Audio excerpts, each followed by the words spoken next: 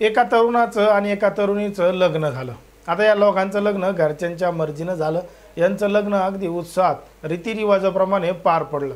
यांच्या सुखी संसाराला सुरुवात झाली आणि सुखी संसारामध्ये 2 वर्ष निघून गेल्यानंतर यांना एक छोटा मुलगा सुद्धा झाला। आता 2 वर्षानंतर त्या ठिकाणी जी राहणारी महिला आहे ती महिला तिच्या नवऱ्याला सांगायची की तुम्ही कामानिमित्त बाहेर गावी जात जा, या ठिकाणी जात जाऊ नका, या ठिकाणी तुमचा चांगला व्यवसाय चालत नाही, या ठिकाणी चांगले पैसे मिळत नाहीत। आता त्याला वाटलं बायको सुद्धा खरं सांगते, गावामध्ये चांगला व्यवसाय होत नाही, जास्त पैसे मिळत नाहीत, आपण काय करू, बाहेर जाऊन काम करू। मग त्याचा बायकोचं ऐकून तो जो नवरा आहे कामानिमित्त बाहेर गावी जायचा, एक 2 दिवस तिकडे राहायचा आणि जेव्हा त्या महिलेचा नवरा घराबाहेर असायचा तेव्हा त्या महिलेला तिचा प्रियकर भेटायला यायचा आणि त्या प्रियकराला भेटायला आल्यानंतर जेव्हा आजूबाजूचे लोक पाहायचे तेव्हा ती महिला सांगायची की तो तिचा मानलेला भाऊ आहे आणि तो भेटायला आला।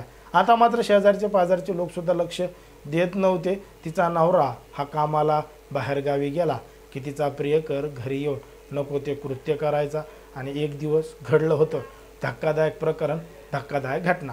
नेमकं काय आहे संपूर्ण प्रकरण, कुठं घडली ही घटना, हे आपण अगदी सविस्तरपणे पाहणार आहोत।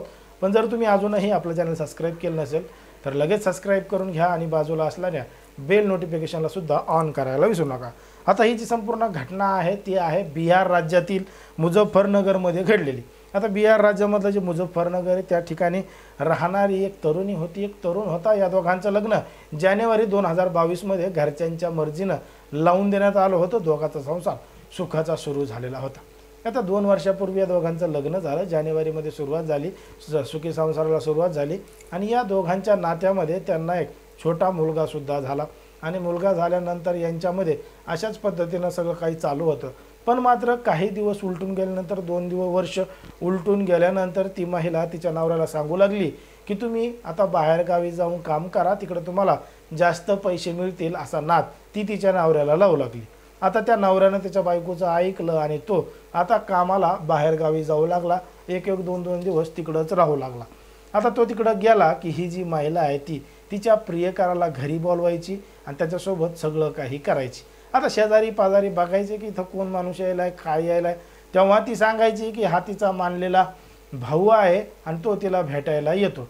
पण मग लोकाला प्रश्न पडला की जेव्हा तिचा नवरा घरी नसतो तेव्हा तिचा भाऊ कसा भेटायला येतो, तो असताना तर येत नाही। पण तरीसुद्धा लोक शेजारी पाजारी म्हणजे जाऊ दे, आपला काय करायचं, त्यांचं घर आणि ते असं म्हणून लोकांनी सुद्धा जास्त काही लक्ष दिलं नाही। मग काही दिवस काही महिने हे अशाच पद्धतीनं घडू लागलं। मग एक दिवस ती जी महिला आहे ती तिच्या नवऱ्यालाच भांडू लागली आणि भांडता भांडता म्हणू लागली की तू आता म्हातारा झालास, तुझ्याकडून काय होत नाही, काम होत नाही, धंदा होत नाही, काय नाही, तू म्हातारा झालास, तू आता म्हातारा झालास।